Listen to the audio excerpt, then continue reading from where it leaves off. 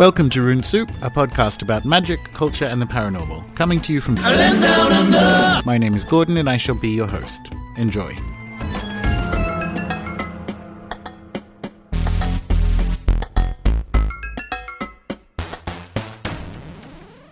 Today on Rune Soup, we are very fortunate to be speaking to astrologer, Lucumi priest, translator, and author Eric Purdue. Eric, welcome aboard. Thank you. All right, question one, famous first question. Eric, were you a weird kid? Yes, I was obsessed with Greek and Roman mythology, and I dressed up like an ancient Roman, and I was obsessed with I, Claudius when they first showed it on the BBC in 1976. When you say you dressed up like an ancient Roman, was this like going to the supermarket? No, I wasn't that weird, I suppose. No, I definitely learned how to do a toga, and I learned how to make a Roman soldier outfit out of shopping bags and a Viking helmet. So you were a popular kid, is what I'm hearing. Yes. Yeah. and then Star Wars came and everything changed. Yes. So that was that would have been a good time. I, Claudius, Star Wars. If you're into mythology, that's a good sort of childhood era to have. Yeah. Was there do you have family members who were giving you these books, or were they faintly bewildered at your interest in sort of classical mythology? My parents were nominally Christian, but I never really went to church. And I only went to church a short time with a friend because I was curious. And then, it sounds like I'm sort of revising my history here, but I literally did think it was stupid when I was about 6 or 7. They asked me to confess my sins, and I honestly couldn't figure out what those were. And but my parents just kind of went along, and they were just whatever we were enthusiastic about, they supported, as long as it didn't hurt us. So they bought me mythology books and history books and whatever I could get my hands on. And was that it from like day dot? Did that kind of inform the rest of your academic journey through childhood and up into was it that, okay, I'm going to be the weird mythology guy, this is totally my jam? Or was there a sort of prodigal son component where you discover girls in adolescence and then you get back to the Greeks in the 20s? Honestly, that was probably it. I had my sex, drugs, and rock and roll phase. And when I was about 18, I sort of rediscovered that side of it. And I was determined to become a follower of Crowley. And then I found Lucumi instead. Yeah. Okay. So, what was there an inciting incident? Did you find book 4 in a library somewhere, or what was it around the 18? Were there paranormal experiences that required modeling? It was probably acid. But fair enough. Yeah. I found a copy of Magic in Theory and Practice, the Dover edition.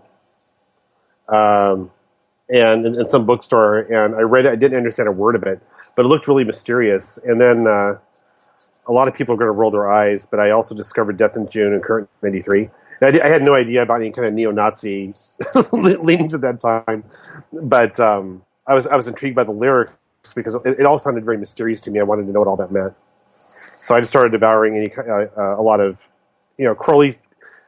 A lot of Crowley material and also just books about the Golden Dawn. I can't remember what book it was. I just remember it was purple. And so I just sort of reached out my antenna to find teachers. And I found this teacher who had a neo-pagan temple, but it turned out to be a Lucumi as well. That was kind of a funny little discovery, I guess. So So did you do what I did, which is attempt to do your own homemade versions of your misunderstandings of Crowley from a ritual perspective? No, yeah. I honestly, I just read the books, and I really, really wanted to be taught, and I still have that tendency. I never really felt like I was clever enough to reinvent the wheel, and so I tried to find someone who knew more than me, and I assumed that I was expecting to find some kind of mysterious wizard who lived in a castle somewhere in the middle of Chicago, and I just asked around until I found someone. honestly. But I really didn't. I didn't attempt to do anything on my own because I didn't think that it would be effective enough. Which I don't know. It's kind of a weird approach, I guess. I don't know. I don't know if Well, it's weird. yeah, I mean, it's how you are. I mean, there was I was reasonably confident in the local geography of Newcastle, Australia, to know that there were no wizards in castles that I could find as sort of on my own in a coal mining town on the other side of the world. It was nice to know they still existed, like as the internet emerged and some of the early 80s British magical books, Ramsay Jukes and so on. I could oh my goodness, these people are still alive. So I knew that there was on the other side of the world, there were probably castles and wizards, but I had little choice but to just swing at it. Well, I mean, this is like in '89, and there was no internet. And Chicago is the store is still there as far as I know, blessed with a store called the Occult Bookstore, which is a very creative name. Oh, it does what it says. It does, but it's one of the it's been there since I think the '60s. And it was in its original location. It was the stereotypical perfect occult store. It was owned by, to me, as an 18-year-old or 19-year-old or wherever I was. To me, he looked like an ancient, almost like the Crypt Keeper type of persona. This old man who was in this dark bookstore with weird things hanging from the ceilings, dusty books, inch of dust everywhere, and it was very seductive. And then my teacher, I found him through I was a musician, and I was trying to start this occult band because that was a very new idea, I guess, right? Of course, it's very unique, and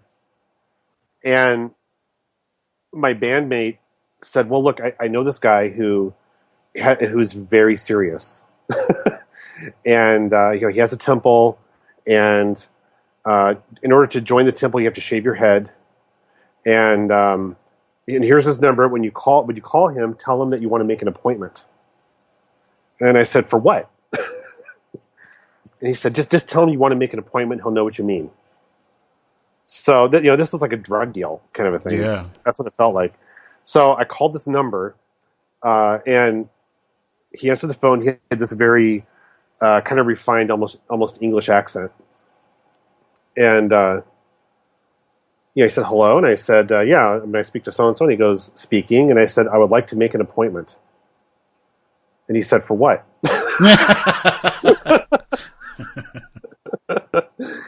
And I told him, I said, I have no idea.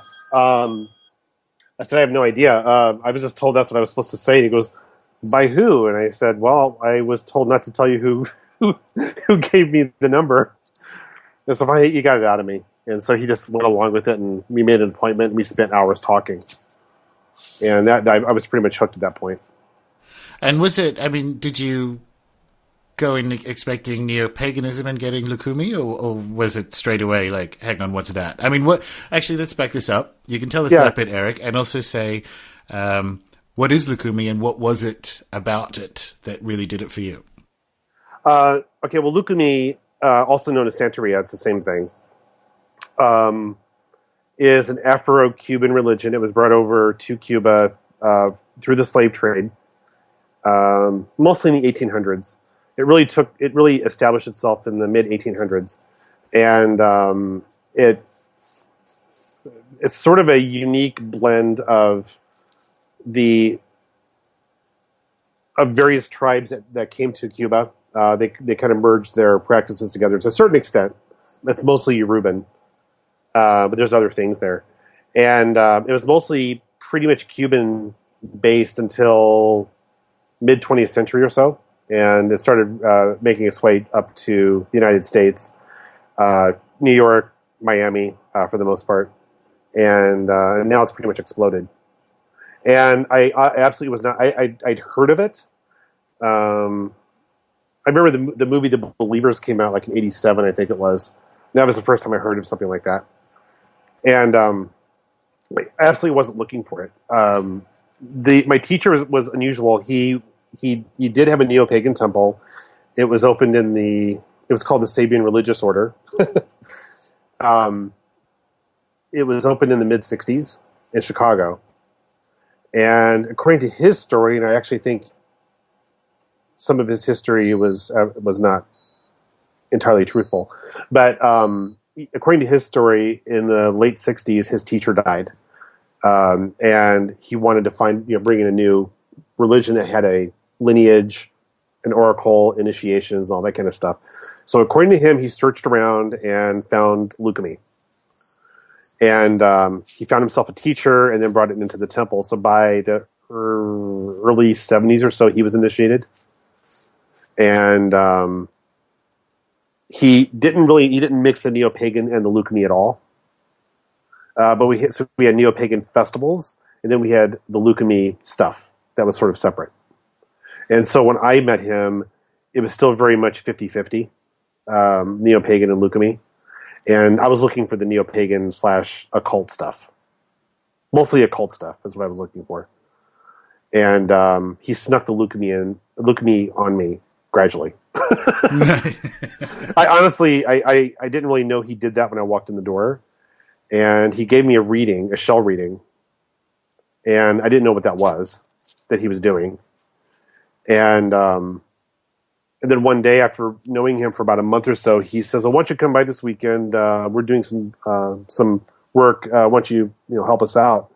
And so I came over at the time he told me to come in, and I was suddenly ushered into the back, and I was plucking chickens. Nice. So that was my introduction. And when you say he snuck it on you, was there a moment where you're like, "This is for me"? Because it's not like you're interested in it at a background level. I mean, you went all the way through. Yeah, honestly, I'd known him for about 3 or 4 months at that point, and had a lot of conversations with him, and I could tell that he had a lot of knowledge that he could teach me, and I was pretty much hooked at that point. So I was kind of game for whatever he was going to throw at me, which is a really dangerous position to be in. Luckily, it worked out. I wouldn't recommend that for any 18 or 19-year-old, just to be, receptive to whatever, an older gentleman throws at you. But wear these clothes, pluck these animals. Right. But in this case, it worked out okay. So, yeah, when you say it worked out okay, I mean, that was a while ago now, and it's, it seems to have been the thing you were looking for. Yeah, I like I said, it was all kind of gradual. I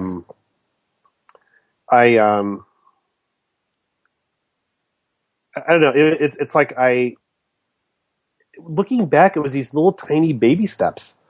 So he would sort of explain what necklaces are, what they mean, and then I was plucking chickens. So I wasn't really sure about the animal sacrifice part until that moment.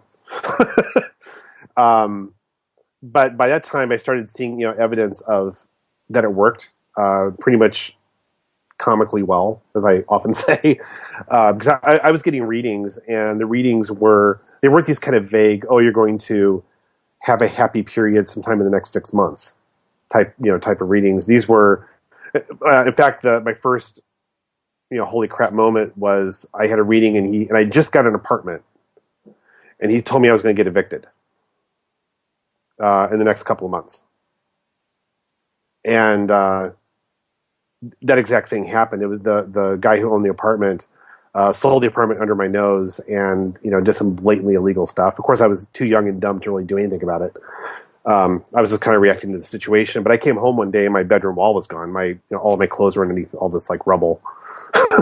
Nice. But yeah, he told me this in this reading, a few months before it happened, and it was an exact thing, and so at that point I said, okay, there's something to this.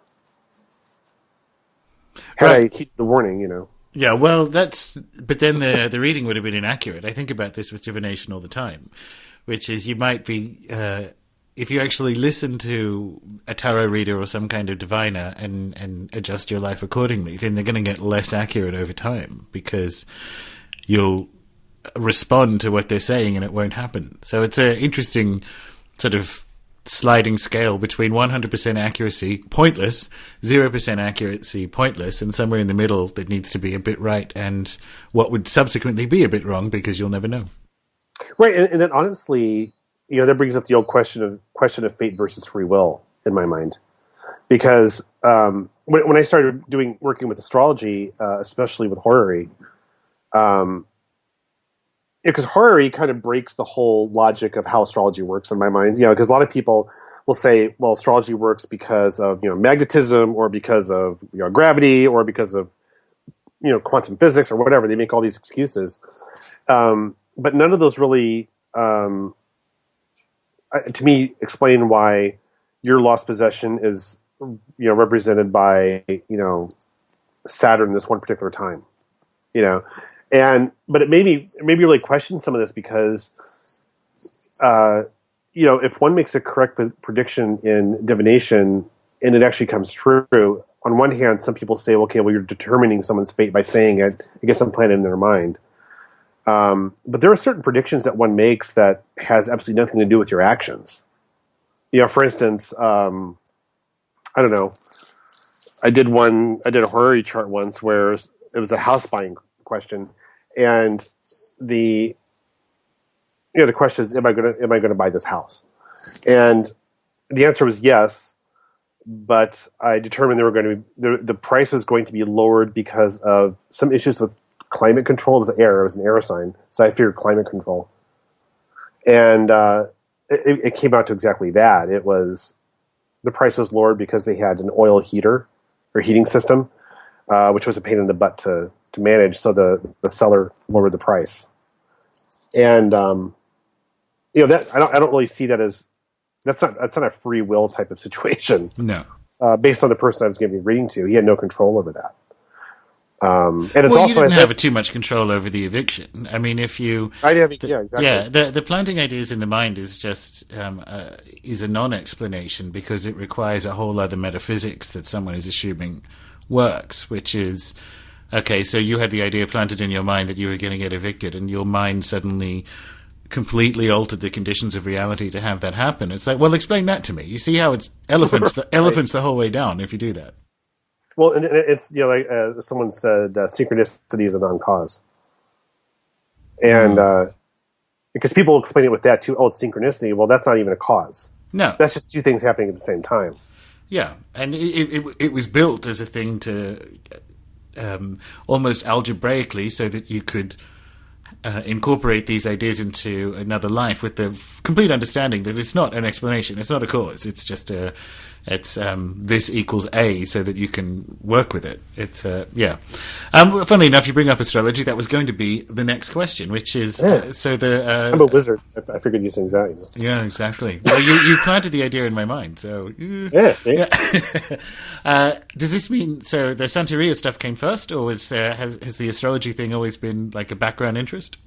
The Lucumi definitely came first. Although because the temple that my teacher had was called the Sabian Religious Order, that sort of implies a certain amount of planetary business.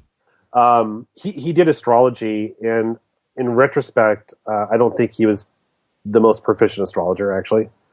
But when we did rituals, he would do an electional chart, and so astrology was kind of in the background, but it wasn't a huge interest of mine, because every time I saw astrology done, it was the most vague, horrible predictions imaginable. Oh, the next 3 months is going to be you have to be careful with your money in the next 3 months. Like, what does that mean? It doesn't mean anything.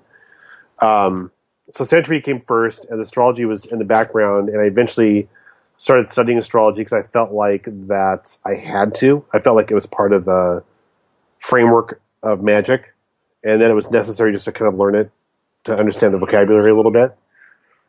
And when you say you started studying it, is it one of those, right, well, I'm going to take myself off to a bookstore and start there, or did you go through courses? Or Oh, no, I literally just bought whatever books people recommended, and, in retrospect, they were probably crappy books.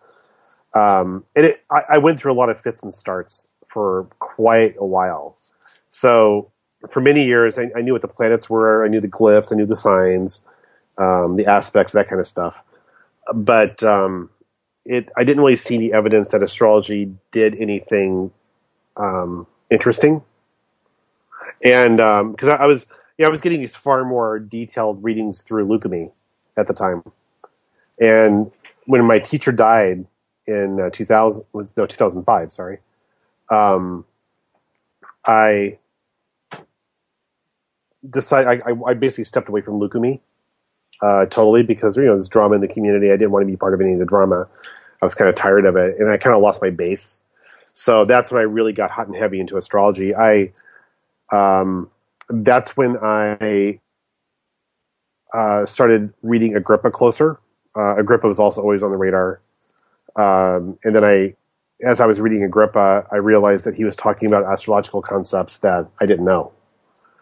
And that's when I learned that there was such a thing as traditional astrology, or a pre-modern astrology, I should say. And then I picked up William Lilly's Christian astrology, and everything just kind of blew up. Everything made sense at that point. Gotcha. When I started reading Lilly. And it was because, because astrology was just this really incredibly vague, new age, feel good divination system to me, and then I was reading Christian astrology, and it was very direct, very clear, very concrete. There's his most famous horary chart is Who Stole My Fish? And Christopher Warnock, a contemporary traditional astrologer, has said that, if I may paraphrase him, that every astrologer sort of has that small number of charts where they just where it's just completely amazing. Everything is the best example of astrology possible. And then most of your other charts are kind of work charts that are pretty good, but you have the small number of charts that are just absolutely amazing. So the Who Stole My Fish was William Lilly's amazing chart, where he pulled out not only where the thief would be, or if he would, or am I going to recover the fish? So that was step one. Step two was, where are the fish going to be? Step three was, what does the thief look like? So he had this, all these complex, descriptions of what the thief's going to look like. He's going to be, I can't remember exactly, but he's going to have red hair, medium build. He's going to have a limp. He was going through this whole complicated, crazy thing or whatever. And supposedly he found the fish. And most astrologers have those charts.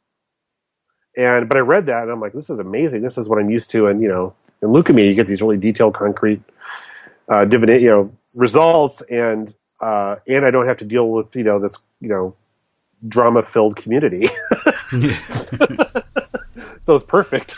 Of course, astrologers fight just as much. No, exactly. Talking to Austin about it, it's funny you use that traditional, contemporary, so on. It's the kind of grimoire purist, grimoire non-purist approach you find in magic as well. The challenge, I think, is that it's a spiritual path for people, and it's also a hobby, and those two things rarely coincide well. People tend to fight about things they're passionate about. Which, honestly, like Austin and I, the first time we met, we had a kind of a long argument that lasted about 2 years, I think, about the outer planets, and because I don't use outer planets, he does, and but the thing is, it's not nasty. It's not a personal thing, and I'm totally fine with non-personal arguments. Yeah, for sure. Because that's honestly how a lot of these things progress. How a lot of knowledge progresses anyway. It's how it should be. You don't get all nasty about it. But the personal stuff. The stuff I saw was just, I saw some crazy stuff, and back in the day, it definitely soured me, and I've gotten over that.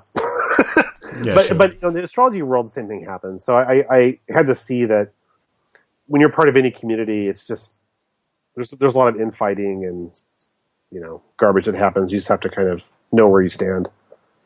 For sure. To pick up the sort of biographical strand, you were talking Chicago stories, and as we were chatting before the show started, did you go straight from Chicago to New Orleans? Yeah. So what happened was, I was in Chicago. I'm from Illinois, and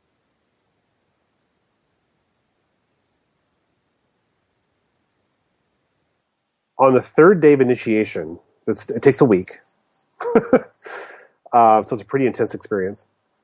On the third day of the initiation, you get a special reading, which is a kind of a life reading. And during that reading, they can speak to anybody who's in the room. And so during my reading, they started talking to my godfather, and they said, "Oh, you're going to move." And he was like, "Great." So we finished the reading, and the very next day, they started packing. And apparently he has some connections to New Orleans. He was able to get things established really quickly, but he was packing right away. And I spent the rest of my initiation week surrounded in moving boxes, which is kind of uncomfortable. And so after my initiation, we pretty much decided to move with him. So we moved to New Orleans, and I was there for about 5 years until Hurricane Katrina. Yeah, which we were saying that it hit the library a bit. It hit the library a bit. I lost about a quarter of my books, I would say. I mean, plus all my clothes and, a lot of pictures and a lot of other stuff. But as we were talking about, the books kind of hurt. Yeah, absolutely. Yeah. Screw the family pictures. But I could get a new family. Do you know how old this book is? Right. And yeah, so it's kind of a, I don't know, I don't know if it's an exciting story or not, but yeah, after the hurricane, we went to Florida for a short time, just because we didn't know where else to go. I had family there, and always hated it.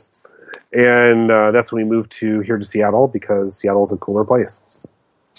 Yeah, so, you're initiated into Lucumi and you don't like Florida. That's fine. Yeah. That's fine, exactly. Well, I mean, there are other places, but no, I found a small community of people here who it's been very good so far, and they're low on the drama scale, and they believe the same way, so it's a good thing, actually. Nice. So, you briefly mentioned the Agrippa stuff, which was in the background, and it is interesting. It's either in the background or it's kind of like the Bible for Western culture, where it's actually in the middle of it. It's just that not that many people read it, unless they don't really realize how big a footprint it has on Western magic. And Agrippa, to me, has always been that. There are people who have read. I mean, everyone at least has access to a copy and knows who he is, but it's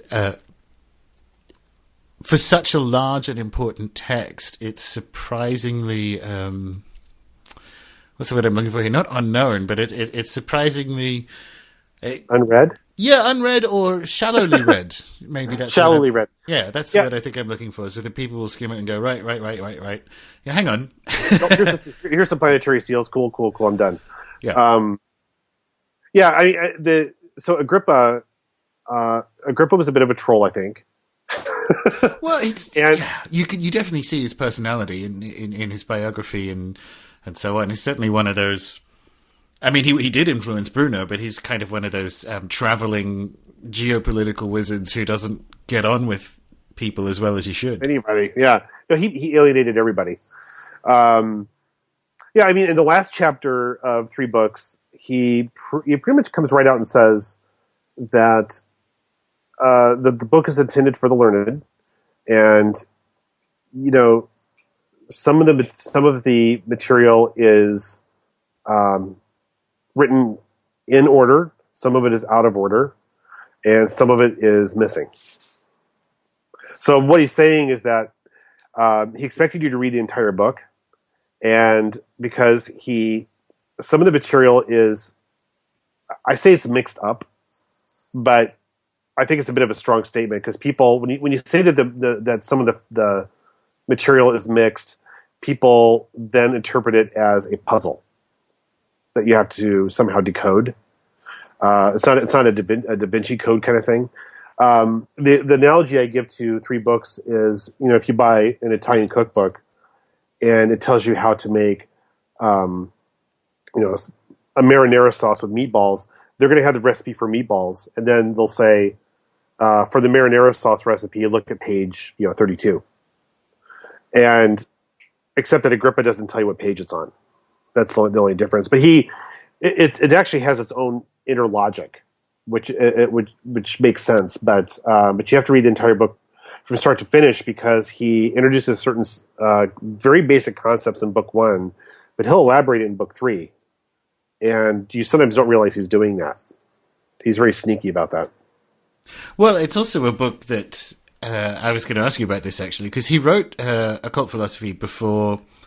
Well, so after he met Trithemius, but before he went to Italy, so before he was sort of studying Ficino and Pico della Mirandola and so on, so he kind of retracted the kids one, the one he did when he was quite young, and then brought out a subsequent version, which he then, and this is going to be my question, almost slightly disavows at the end of. Yes, and there are a lot of opinions about that. So to backtrack a little bit, so the original version of 3 books was written as a manuscript, and I think he was 27 or 26 years old, something like that. He was part of a loose group of friends, and people sometimes some people characterize it almost as an occult group that was kind of under the tutorship of Trithemius, but I think it was looser than that. That's my gut feeling. But he had a group of like-minded friends in Paris. I think it was Paris, and I think they compared notes, and he wrote the book based on that. He sent it to Trithemius. Trithemius says, "Hey, good job. Keep going. You have a little more work to do, but you're doing a good job." And then life happened. He went on, did lectures on Johannes Reuchlin and the Corpus Hermeticum, became a doctor, or probably was already a doctor, actually, but he became known as a doctor, and went from patron to patron, alienated most of them. Yeah.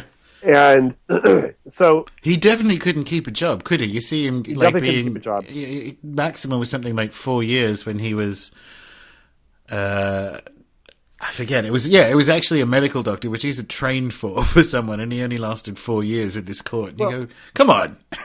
Well, he was a master. He was a master of being at the wrong place at the wrong time and saying the wrong thing at the wrong time. So his book on the defense of women was written as a gift to Princess, and her theological advisors looked at it and they said, "Okay, this is blasphemous," and he got in trouble for it. When he was actually trying to do a very noble thing to her and kind of honor who she was, and it just backfired on him.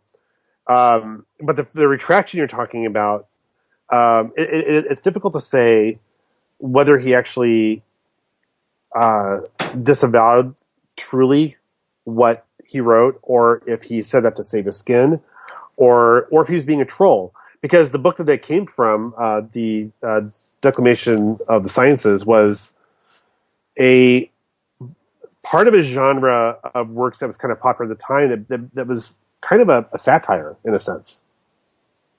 And he was basically showing how human knowledge was very frail, basically in the light of God. And this retraction is actually part of that.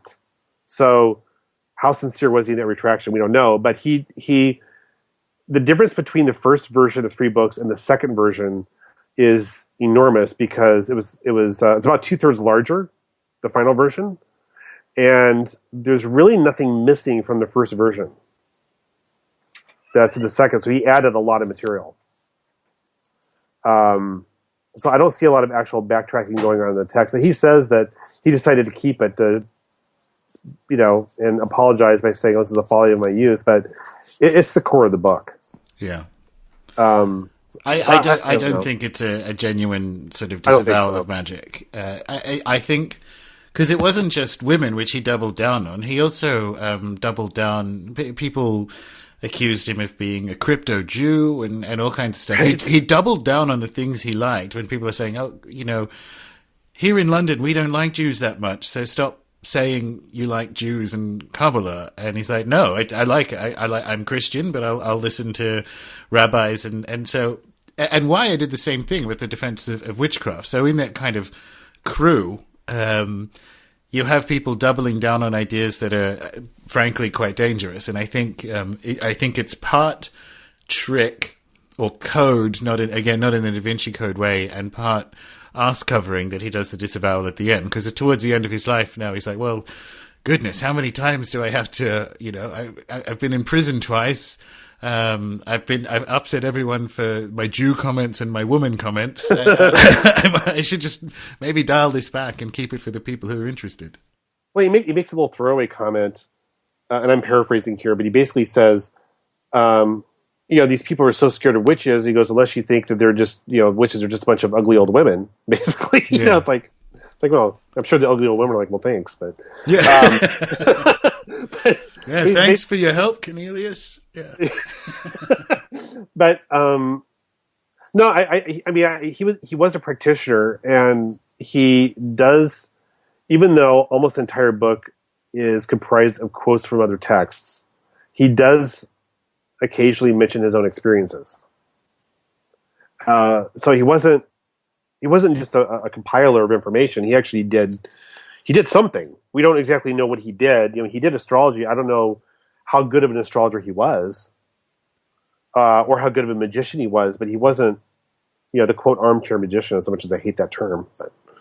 Well, he definitely did something. What I've wondered is, before he started on this, he was effectively like a hired soldier in Spain when he was like 19. And I wonder if... And a secret agent. Yeah, well, that's what I mean. I wonder if how much of that interest, like, did he encounter Arabic text there where he's like, well, this could be interesting. I wonder if for me, it's kind of the same question I asked you. I wonder where the interest in that sort of astrology hyphen magic comes from. And he was right there at a place where some of the best texts could presumably still be found, admittedly a couple of centuries after the expulsion of the Moors, but it just seems very odd that he goes right to where essentially classical astrology survived, and as a kid, and then in his early 20s, he suddenly gets into all this kind of magic stuff. Yeah, there's some indications that he was taught astrology by his father. We don't really know much else about his childhood as far as... I mean, we knew he was interested in magic, obviously, but as far as what he actually knew, we don't know. But one of the... I want to say this is in the Tyson edition, but if it's not there, some other cultist said it in print. That, Agrippa, took all these forgotten texts from these ancient libraries and compiled them and created 3 books of occult philosophy. Well, the reality of it is that all of his, almost, I would say about 95% of his sources I found on Google Books. It's not quite that mysterious. I mean, his sources are essentially, the who's who of Renaissance thought.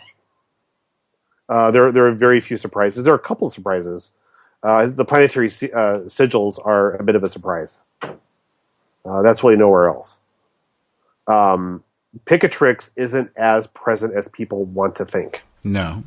But there are other ones. I mean, he might have seen Prince Kirani or something, because you have... That's mentioned, yeah. Yeah. Secondhand, though, not directly. True. Well, yeah. Yeah, and I think it might have been an accidental reading. I mean, that was called Aristotle for quite a while. Yes, right. There's like Picatrix. I wonder if he even had. I don't think he had a copy of it. I suspect that he took notes from somewhere else.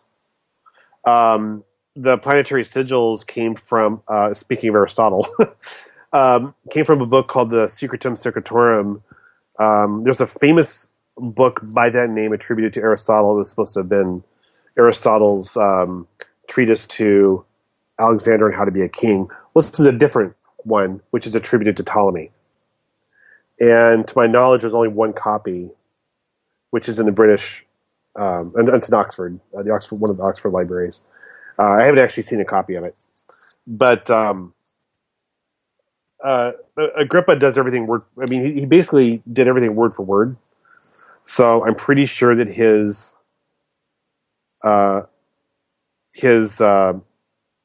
version of the planetary sigils is probably what's in the original, because everything else he did was pretty close. Yeah, there's some diligence there. So Yeah, he's very diligent, but there aren't a lot of surprises. I mean, it's interesting that even most of his biblical quotes aren't even from the Bible directly. It's from a secondhand source. Most of his quotes of Plato are not from Plato directly. It's from one of Ficino's commentaries. The Bible quotes are mostly from Creditus's De Honesta, the honest. Now I'm forgetting the title. It's on the honest something. Cretitus is his name, and or from Franciscus Georgius's Harmonia Mundi. So those were like biblical quotes came from there, not from the Bible, and you can tell because of the order the passages are in. They're identical, so he cheated a little bit, but yeah, it's okay. Yeah. So I mean, was it when you first sort of encountered Agrippa around the same time or had a less shallow reading of it around the same time as astrology? When did it sort of occur to you this stuff needs to be kind of rebuilt because it's been a couple of centuries, which is true. It's been a couple of centuries since anyone attempted it. And I mean, I'm listening along now going, well, this is just filling out a whole bunch of stuff I didn't actually realize. Was this a gradual process as well? Or did you suddenly realize, look, I'm getting sick of working with material that's 2 centuries old. I'm just going to fucking do it. It was gradual. So there was one passage in book 1 towards the end on how to make essentially to make a magical election for prophetic dreams. And the JF translation from the 17th century is weird. It doesn't quite make sense, astrologically speaking. And then Donald Tyson made additional commentary trying to explain what the concepts were, and he butchered it even further. So I was looking at this, and I could kind of squint and sort of tell what he was saying. But I'm thinking, like, is Agrippa does Agrippa not know astrology, or is this a bad translation? I didn't know. And so I got a copy of the critical edition from Compagnie, the Brill critical edition. And just as an experiment, well, I started with that chapter. And as an experiment, I just started with book 1, chapter 1. And kind of gradually went through it just to see if there were any differences. And that just kind of opened up a whole can of worms. Because there are definitely errors, but I started it as an exercise to see where the problems are, but also as a way to sort of teach myself or get medieval and Renaissance learning integrated easier into myself. Because I'm essentially going through this word for word, writing it out. Absolutely nothing better than doing that. And so I looked at it as sort of a college education. So that's why I initially did it. My first translation project was the Picatrix several years ago, and I abandoned it when I found out that Chris Warnock and John Michael Greer were almost finished with theirs, and I was having trouble with some of the botanical names, the animal names anyway, so I just said, screw it, I'll let them have the problem, let them deal with it. Yeah. Put me down for a copy. I'm out. Yeah. It's in fact, I don't think anyone's really translated those names very well. No. To my knowledge, but that's a whole other subject. We've had a lot of discussions about that, about the botanical names. But Agrippa was really started out as an experiment on my part, and it just kept going. And what was the thing? I mean, that was the sort of thin end of the wedge when you realized towards the end of book one, the astrology hadn't been translated wrong and then had been over-explained to make it even worse. Yes. What was the thing that, perhaps, what was the most surprising thing going through this project that makes all that effort worthwhile? Where you go, oh shit, it's Jesus, it's not Jeebus, or was there something in there? Yeah. I mean, there's really no holy crap moments in that way that where I discovered something that really wasn't there all along. But just the fact that I went through, I basically have deep read this book, I don't know, 6 or 7 times now in a very short period of time. And I think what surprised me was the elegance that the entire system fit together. Because a lot of people, I think that, like for instance, just to be very simple, elements. People give a lot of, you hear about elements all the time, but I think people sort of brush it off a little bit sometimes because they think, well, we know that the elements aren't really the elements because we have a periodical table of elements. This is something different. We know the truth now. The air, fire, earth, and water are not actually elements. So I people tend to brush that knowledge off. And when I was translating it, I suddenly realized, okay, these are not elements in the way that we understand the term now. These are qualities.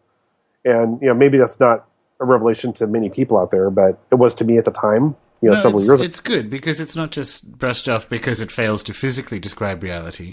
Again, right. You have an over-explanation that makes it worse, which is people trying to build some kind of mid-20th century Jungian stuff into the elements. And that just makes me... I'm just positively allergic to that. Oh, right. So, again, it's almost like, it's almost like the mistranslation, poorly over-explained subsequent version that just really pisses in the well of looking at the elements. For me, I managed to, although I still don't work with him that much, funnily enough, speaking of, it was Prince Kirani, where the elements actually line up with essentially spirit realms of animals. So I'm like, I can work with this now because it's not a physical description and it's not some kind of warmed over Jungian nonsense. Well, it's a quality, and there are a lot of little things that I never really thought about before. That for instance, good and evil have an objective definition, and a lot of people want to make good and evil a sort of a judgmental or I guess what's the word I want to use? They personalize it. Mm-hmm. And so, for instance, you're doing traditional astrology, and you mention Saturn being a malefic planet is in such and such a place on your chart, and then people will respond as, "Well, I'm not a bad person." I'm like, no, that's not what this is talking about. So there's actually a concrete quality to something good, and a concrete quality to something evil that is not personal, and it is not a moral statement either. People want to moralize it too. So from a metaphysical standpoint, there is an objective good and evil.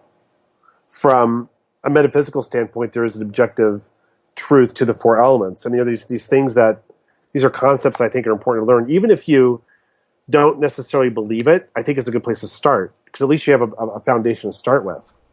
Yeah, it's the film school approach. What I learned in film school was that you have to actually learn the metaphysics or how to make a film before you can riff off it and do your own thing. Because if you don't, you make garbage. So even if you don't believe it, this is, for me, we were going to discuss this towards the close, but we'll do it now. For me, the importance of Agrippa, even if you don't sort of keep to it from a practical basis, is unlucky. You still have to know it.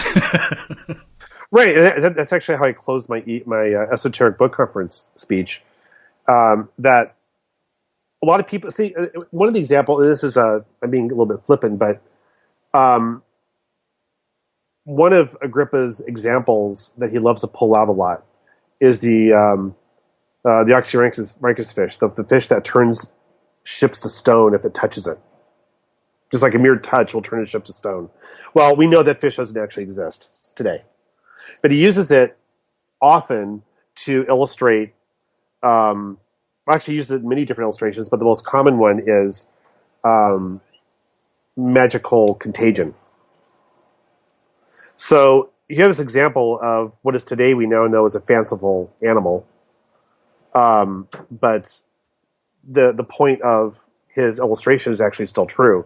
And sometimes I think people throw their baby out with the bathwater. It's just like a myth. I mean, you don't literally have to believe the myth to know that there's a truth to it. No, for sure. And this stuff is at the center of it. I mean, I've learned loads just thinking about.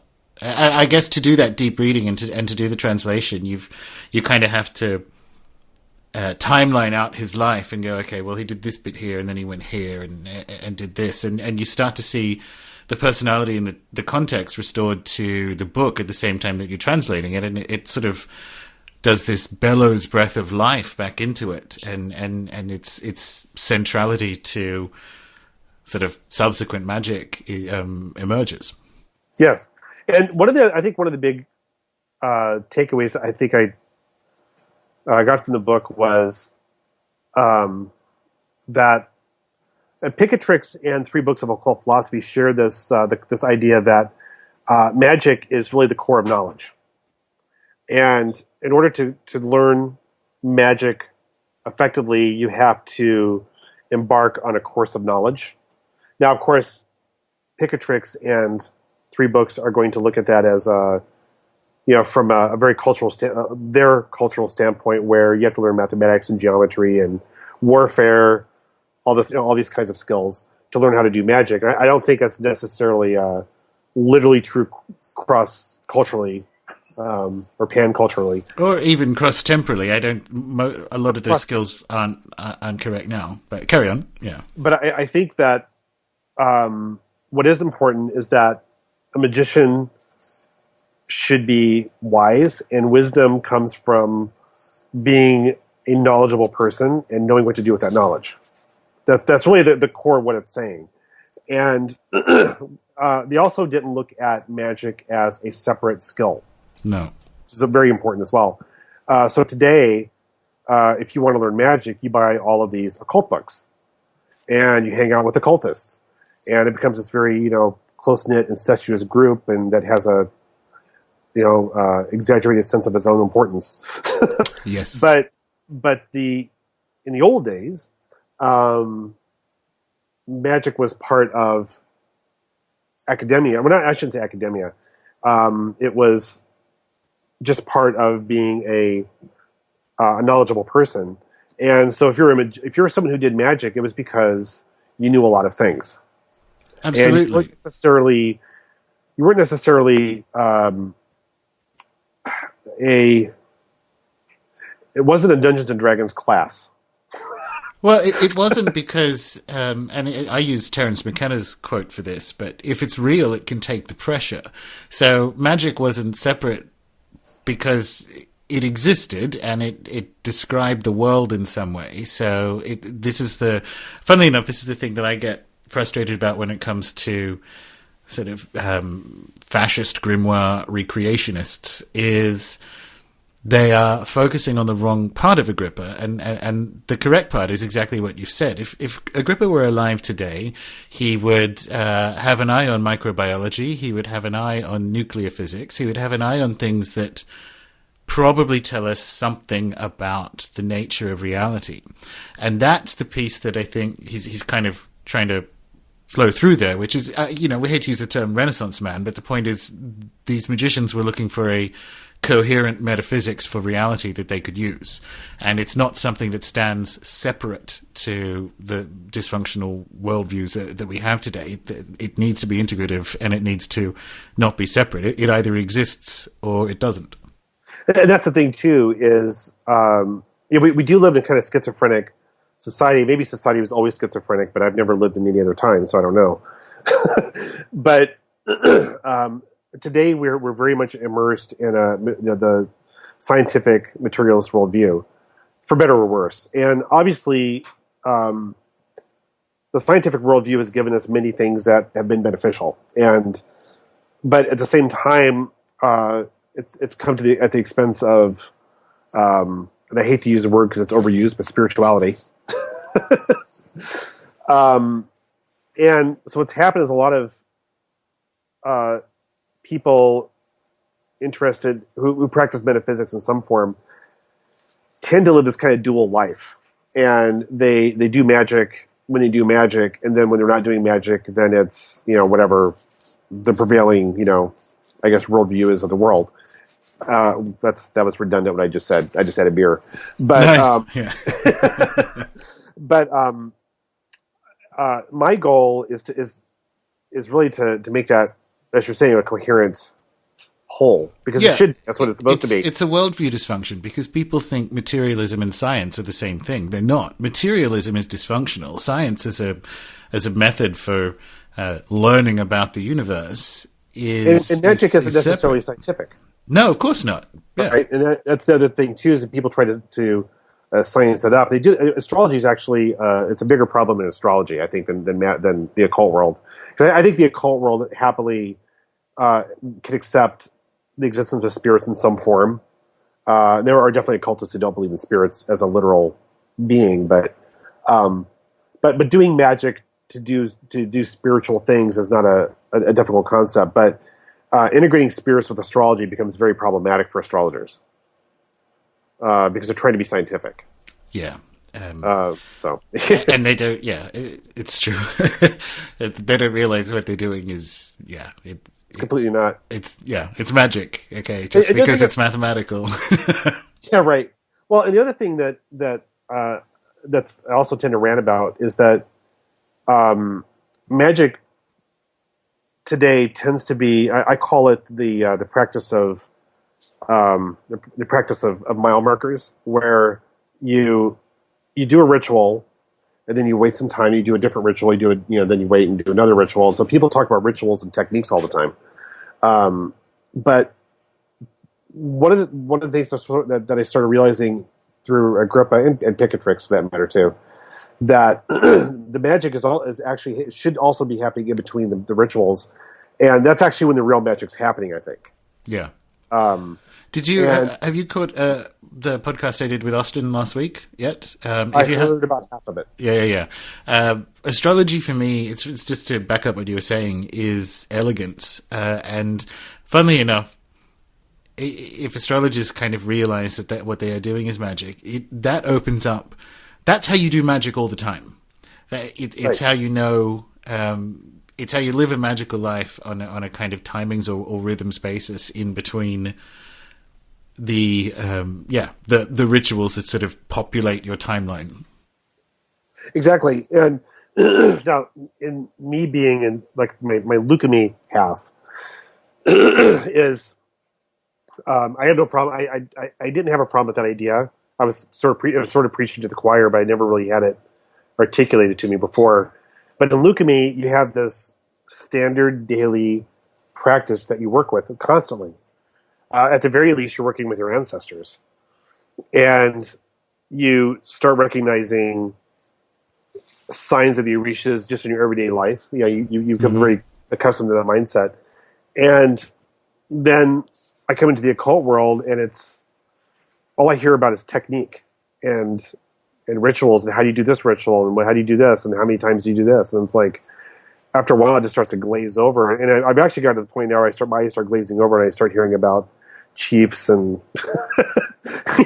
and kings, that kind of things. After a while, it's just like I get kind of, and I kind of wonder how necessary it gets to a certain point. I mean, it is necessary, but well, it's for me that's the confusing of the hobby with the practice of it. But there's something very allopathic about the approach to people tend to grow out of it, so I don't want to be too negative, but very allopathic about the approach, that sort of ritual or technique heavy approach to magic to begin with, because it kind of implies that you don't need to do a sort of 5-alarm chili ritual every 2 days. If your life is careening from disaster to disaster to the point where you need that, then I don't think another 5-alarm chili ritual is what you need.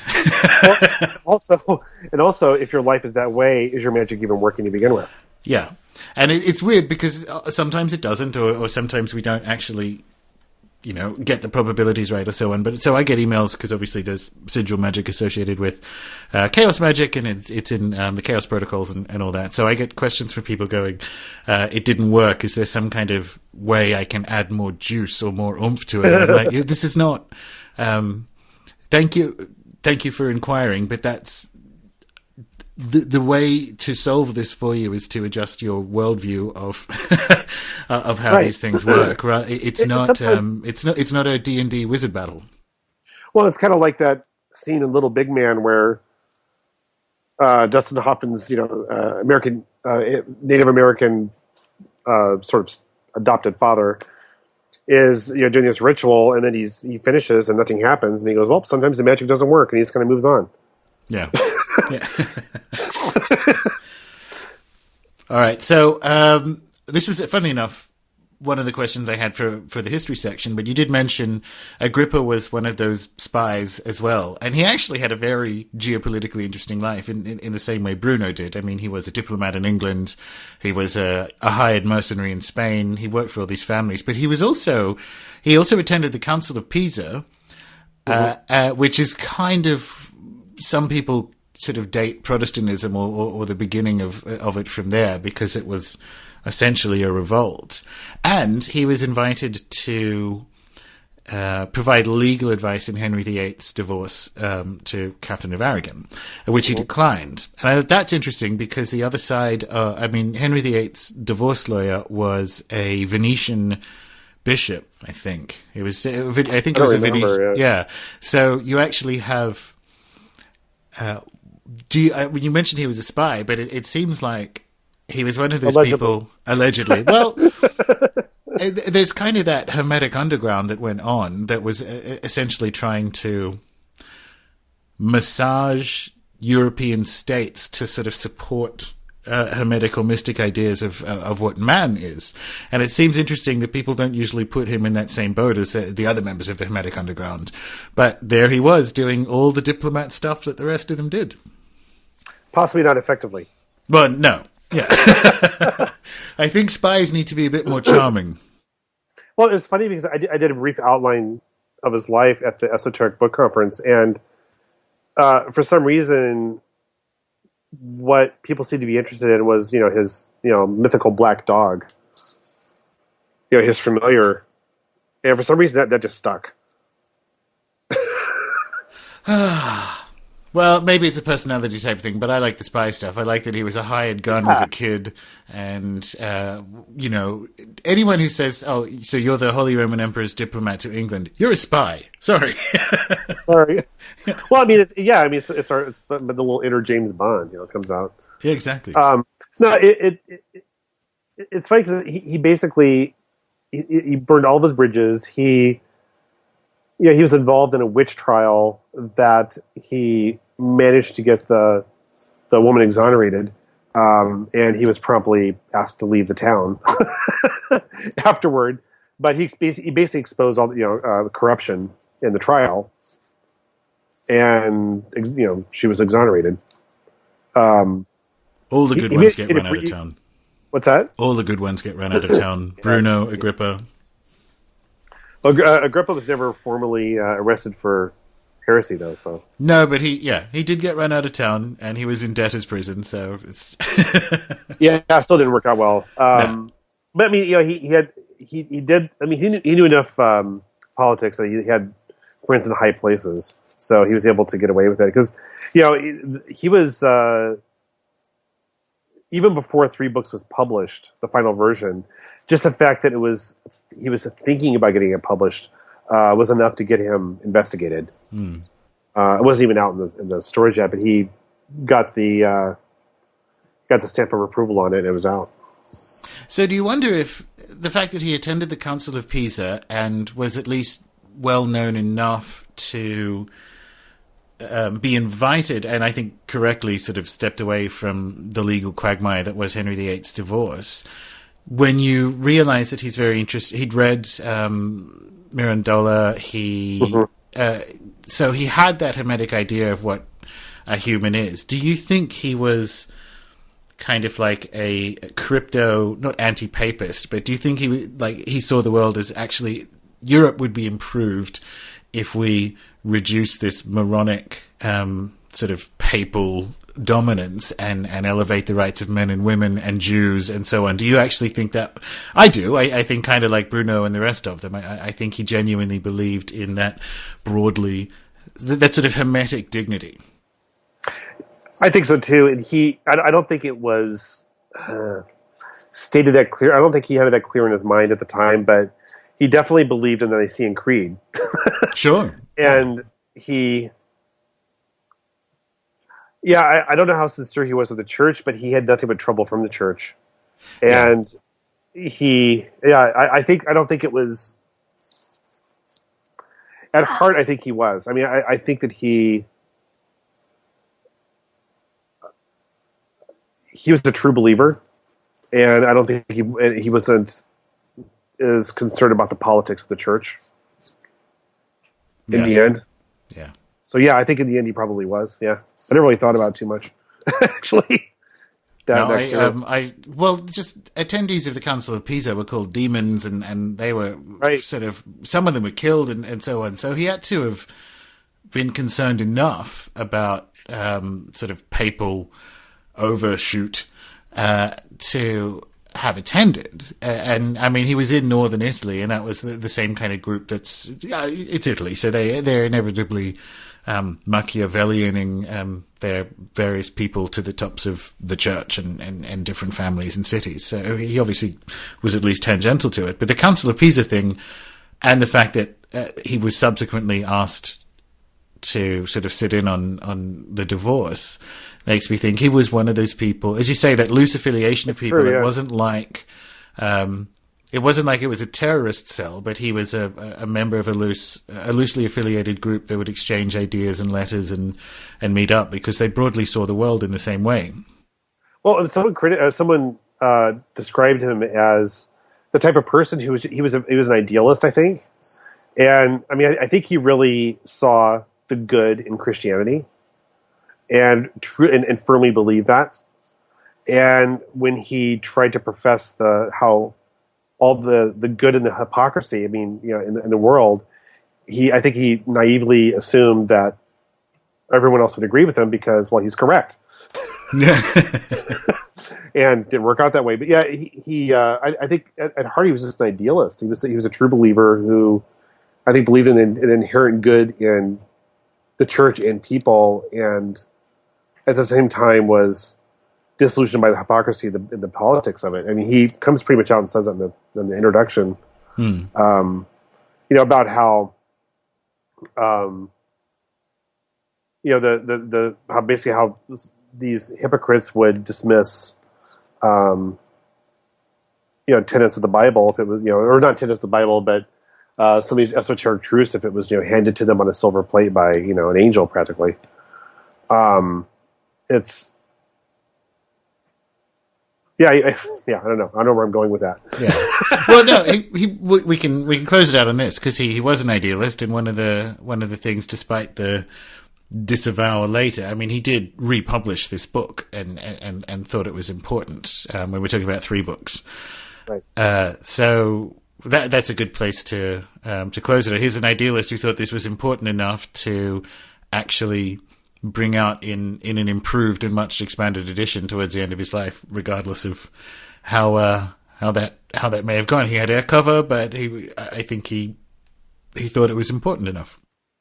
Right, and that's again why I don't think it was a true retraction in the end, because it obviously stuck with him, and it stuck with him enough to add more material to flesh it out. Yeah, it did, and I mean, as we say, he was quite brash and didn't get on well with people for a while there. But I think a couple of years in a debtor's prison is enough to make you think twice about whether you want to go to prison again. Right. And the much expanded one came out. So I think towards the end of his life, he eventually learned, politics. Right. Oh, by the way, I found the quote I was thinking of. In the introduction, he says that basically he believes that arrogant people would rather condemn the Sibyls, the sacred magi, and even the Gospels themselves, rather than accept the name magic. Yeah. So that was his bitterness showing. But it's true, and I like it. It's a great place to end. On that, Eric, for people who would like to know more, where can they go to get their book, to get your books, and where can they find out more about you? So, right now I'm basically on Facebook. The book is currently set to be published at the beginning in the spring of next year. Nice.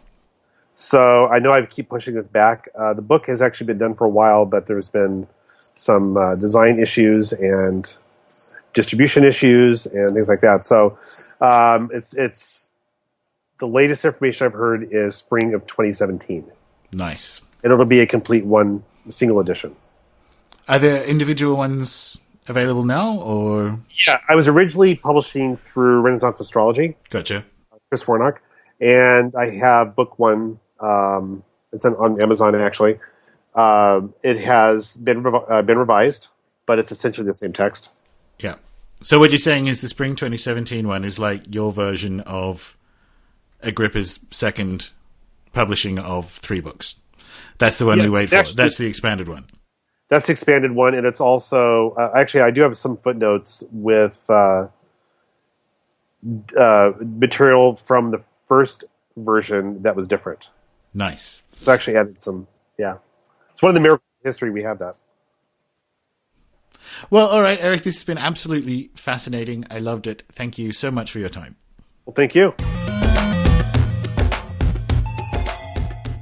Eric Purdue, ladies and gentlemen, talking mythology, initiation, proper uses of astrology, synchronicity, accuracy in divination, and all things Agrippa. Fantastic stuff. Sorry for the delay in getting the show out the door. I've spent all week preparing the new book, Pieces of 8, for launch. And actually, depending on when you're listening to this, it may be out or it may be only hours away. It's a Kindle-only release, which means the precise timings are in the lap of the Amazon Archon. So sorry I can't be more specific. Keep checking the site or the Facebook page for more information. What site and Facebook page is that? I'm glad you asked me. That would be runesoup.com or facebook.com/runesoup. Subscribe to the show in iTunes, Pocket Cast, Stitcher, or on YouTube, or find me on Twitter where I am Gordon, Gordon_White, WHITE. Until next time.